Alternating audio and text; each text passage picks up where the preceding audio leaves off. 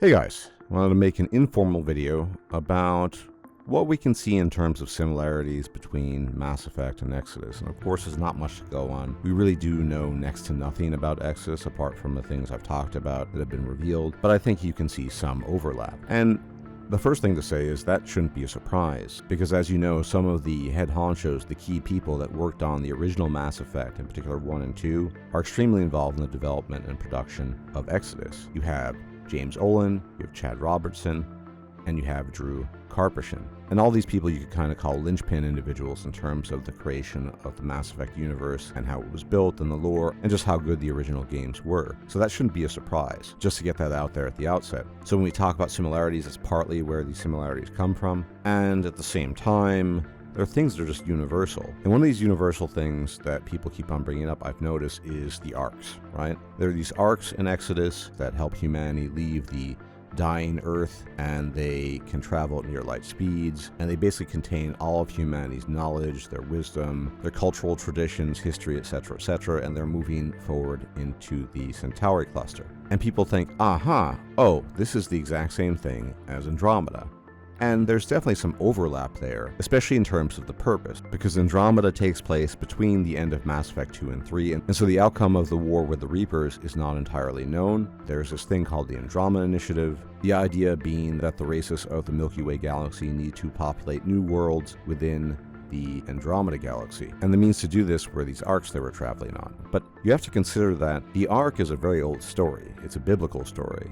And so anything that you find in modern storytelling that relates to the mythology of the Ark goes all the way back to that tale, which, in case you're not familiar with Noah and the Ark, this idea that God is sending a flood to destroy the world, and that Noah, along with a pair of each animal, are meant to enter this gigantic ark, an ark of incredible size that will survive the flood and survive it long enough to repopulate the earth. And so basically, any arc story you encounter in science fiction and storytelling will be related to that. The idea of a surviving population that continues onwards in the hopes of seeding a new population elsewhere, whether it's on planet Earth, whether it's in a new galaxy. And in the case of Mass Effect Andromeda, it's the Andromeda Galaxy. In the case of Exodus, it's in the Centauri. So this isn't all too surprising. And on top of that, there was a recent Q&A involving the developers. It wasn't that long or super informative. However, one thing we did find out is that Peter Hamilton, who is regarded as one of the greats of modern science fiction writing in today's era, is consulting consistently on this project. Not only that, he's well known for writing not just science fiction but space operas, i.e. the Mass Effect type of game, and that he's already written a novel that takes place in the Exodus universe, which won't be released to the public until September of this year, unfortunately. It's called the Archimedes Engine, Exodus, Become the Traveler. So like I said, Peter Hamilton, really well-known science fiction author who's written some really great books. I think everyone would recommend them. He's directly involved in this project, and he wrote a trilogy of books called the Arkship Trilogy, which is all about life on these giant spacefaring arcs, which may or may not be related to the plot in Exodus. Anyway, I wanted to get the arc question out of the way because it's a recurrent one and a lot of people make that observation. I just think it's a universal in storytelling. The arc theme pops up again and again and again. Now, something that occurred to me that's probably more Mass Effect related, something you could at least connect to Mass Effect, is this notion of induction. Because June, the protagonist, the traveler, is, as we're told, a hybrid of celestial DNA, whichever type that might be, and human DNA.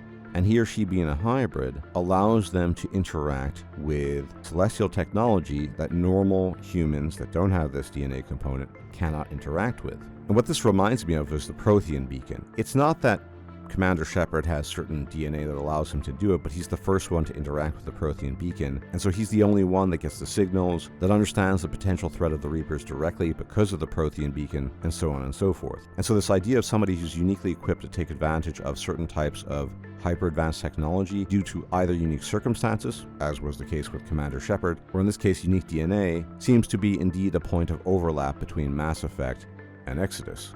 It also reminds you a little bit of the South African film District 9, where the human who becomes an alien can interact with the alien technology because the alien DNA has become part of him. And then, of course, we have the connection between the mass relays and the gates of heaven. So in Mass Effect, the mass relays allow for near instantaneous travel between different parts of the galaxy, and from what we've grasped of Exodus, the gates of heaven. These gates created by the Elohim, these hyper-advanced celestials, basically serve a similar function. And this seems at least partially inspired by Mass Effect, although probably not entirely, because this, again, is a recurrent theme in science fiction. And finally, we have something that seems very connected to Mass Effect, which again, I hate to say it, is a recurrent theme in science fiction, namely the Celestials, the Elohim, who disappeared 5 millennia ago.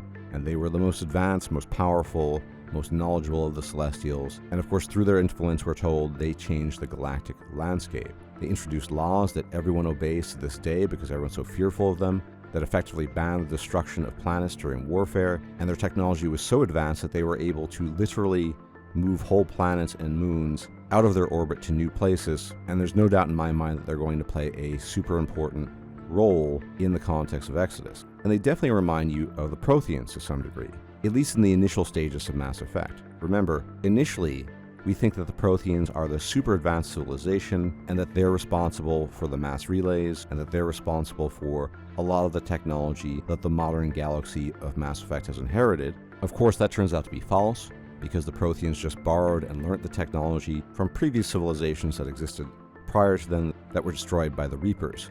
But you still have this ancient civilization that people look up to, that people borrow their technology from, and so I'm pretty sure that the Elohim story will shake out quite differently from that of the Protheans, unless there's a crazy surprise where we learn that the Elohim actually borrowed or learnt their technology from some other long-gone civilization. But we've learned basically in the Q&A and from elsewhere that the aliens and all the sentient beings in this game, they're not all human, but they all have a terrestrial origin, i.e. they all originally come from Earth, which I find personally very interesting and compelling as a story. But I do think this notion of looking up to ancient civilizations that inspire us and that inspire our technology is a theme you see in Mass Effect, but it's also a theme you see in a lot of science fiction genres, and not just science fiction genres, because you also in fact see it in fantasy. Basically, there is no original fiction. When it comes to fantasy, when it comes to science fiction, it all receives inspiration from previous works, be they real-world mythologies and legends like Noah's Ark, or recurrent themes that have been developed in the context of science fiction like mass relays and this sort of thing. I think ultimately the most important thing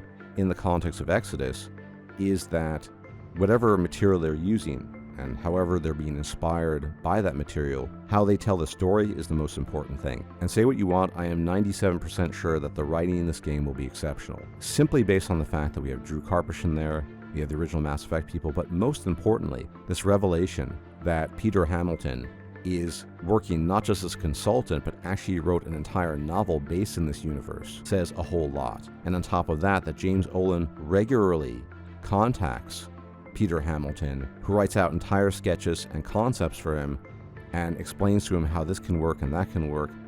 The writing in this game, ladies and gentlemen, I think will be excellent. I am almost 100% sure on that.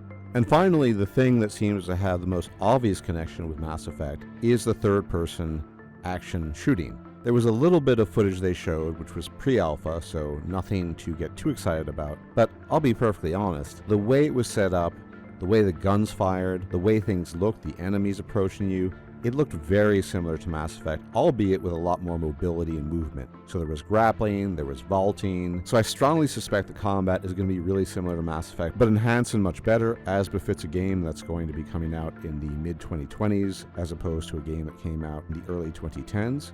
And on top of that, I strongly suspect there's going to be something akin to a class system, or at the very least, different ways of building your character in terms of combat. You might obviously recall from Mass Effect the concept of the engineer, the adept, the soldier, the sentinel, the vanguard, and finally the infiltrator. Well, it would really surprise me if that sort of thing were not in this game. However, that's probably it for this video.